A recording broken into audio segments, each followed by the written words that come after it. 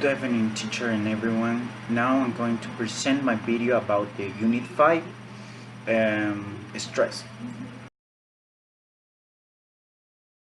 First of all, I'm going to start with a definition about what is stress. Stress is the body's natural defense against predators and dangers. It flushes the body with hormones to prepare systems to evade or confront danger. This is known as the fight or flight condition, the mechanism. Factors of the environment that trigger this reaction are called stressors. Examples include noises, aggressive behavior, a speedy car, scary moments in movies, or even going out on a first date.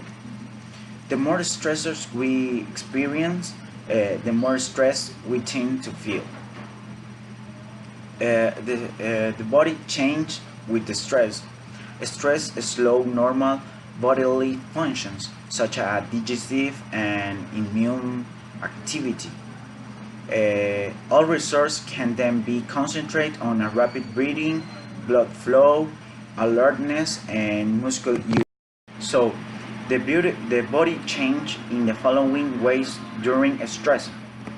Blood pressure and pulse rate rise, breathing is faster, the digestive systems slow down, immune activities decrease, the muscles become tense, and heightened state of alertness prevent sleep. Now I'm going to talk about the type of stress.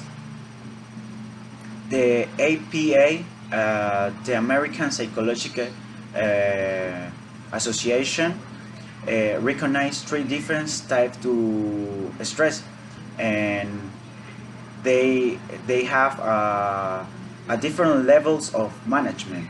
The first one is acute stress. Acute stress is the type of stress in short term and is the most common the way stress that occurs. Acute stress is often caused by thinking about the pressure of events that recently occurred or upcoming demands in the near future. For example, if we have recently been involved in an argument that has caused upset or having an upcoming deadline, you may feel stressed about these triggers. However, the stress will be reduced or removed once these are resolved. Short-term effects include tension, headaches, and upset stomach, as well as moderate amount of distress. The next type of stress is episodic acute stress. People who frequently experience acute stress or worse live present frequent triggers of stress have episodic acute stress. A person with too many commitments and a poor organization can find themselves displaying an episodic stress symptoms. These include a tendency to be irritable and tense, and this irritability can affect a relationship. This type of stress can also lead to high blood pressure and heart disease. The last one is the chronic stress, and this is the most harmful type of stress and grades away over a long period. It occurs when a person never seeks an escape from this cause of stress and stop seeking a solution. Sometimes it can be caused by a traumatic experience early in life. Chronic stress can continue unnoticed as people can become used to it. Unlike acute stress, that is a new and often have a immediately solution.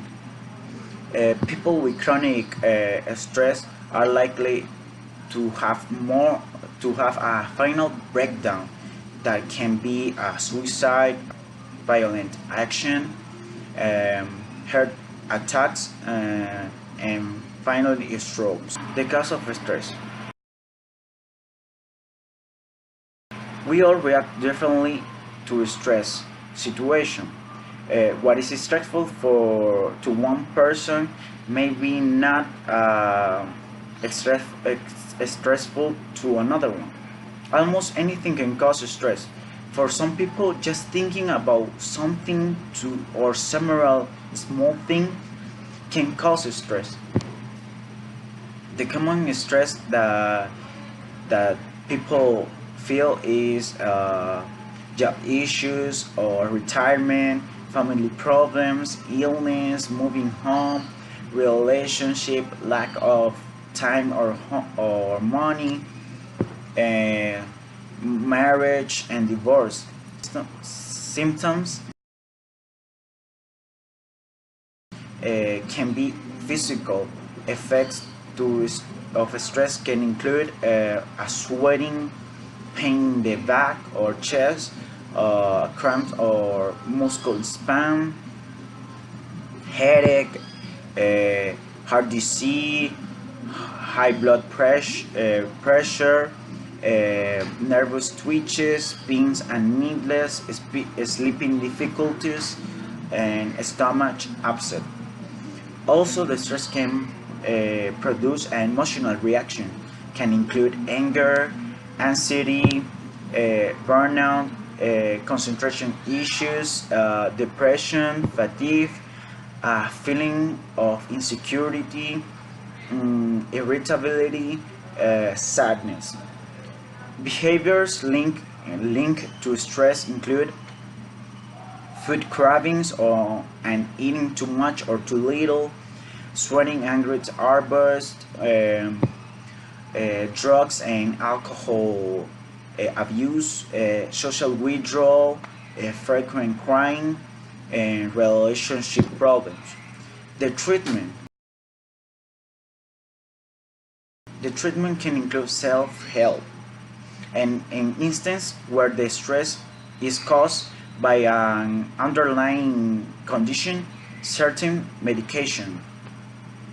Therapies that may help in reduce that stress, like relaxation, include aromatherapy and reflexology. Well, with that I finished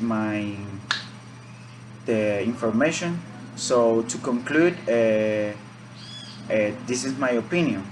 The stress, in the way we see, we can transform them as a problem, as an issue, to an advantage, or to something good. We're never going to live without the stress. The stress is part of the life, so we have to deal with it and live with it in the best way we can. Thank you.